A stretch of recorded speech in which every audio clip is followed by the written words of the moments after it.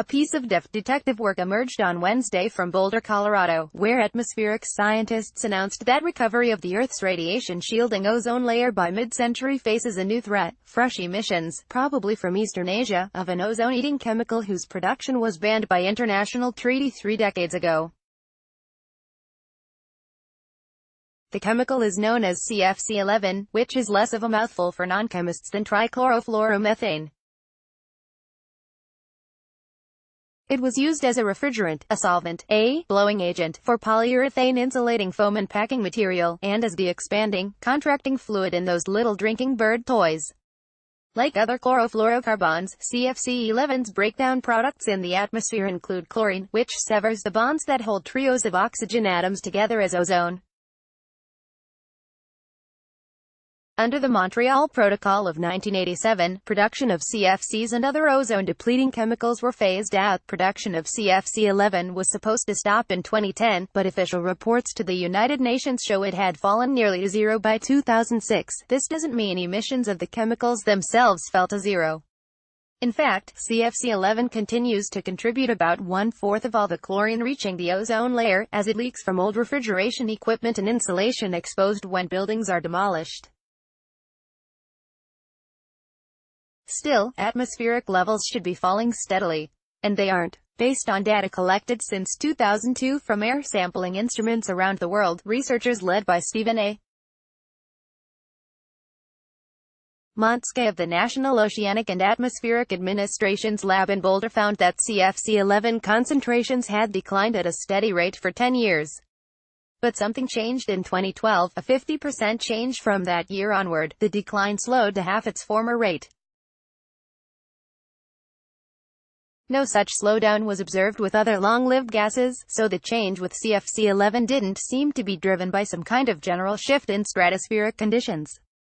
It was happening more in the northern hemisphere than the southern. This was significant because the chemical was manufactured almost entirely in the industrial north, while finished products containing it were distributed more evenly around the world. And there didn't seem to have been any major surge in teardown of buildings where the chemical was banked. An excerpt, lightly compressed, from Montska's paper published Wednesday in the journal Nature. It seems unlikely that the increased CFC-11 emissions are related to faster releases from banks or from inadvertent production. Increases in bank-related emissions are thought possible from the demolition of buildings that contain CFC products, although these emissions are expected to be small and only slowly increase over time. Furthermore, an increase in CFC emissions resulting from the decommissioning of buildings is anticipated to occur initially in developed countries in which most CFC-11 was used in the 1970s. Atmospheric measurements suggest a decline in U.S. emissions from 2008 to 2014, which is consistent with inventories.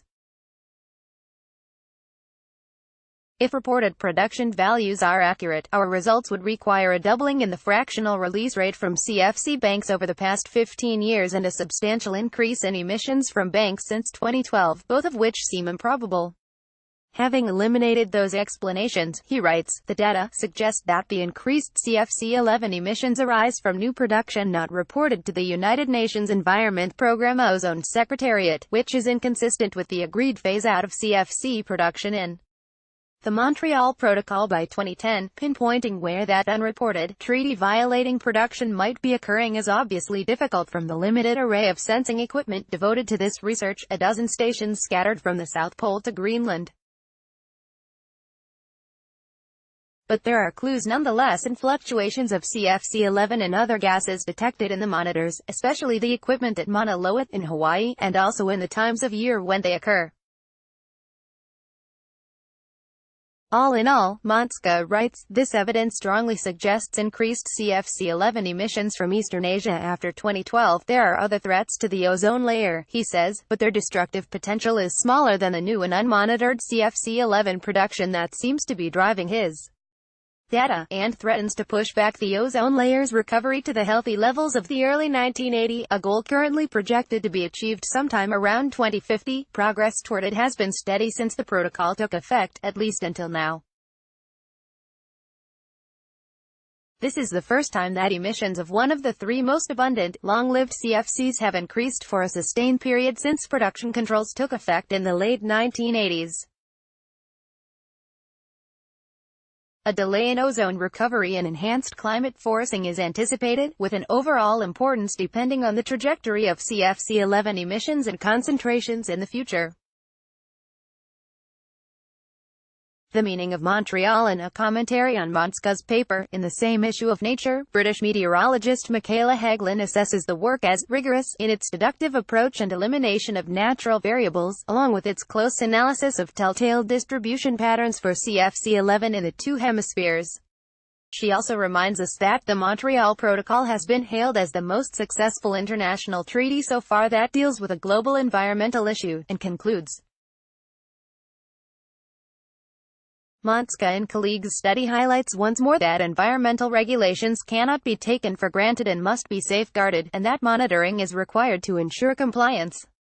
Continuous observations of the environment are crucial. The Monska paper, an unexpected and persistent increase in global emissions of ozone-depleting CFC-11, can be found here, but access is not free.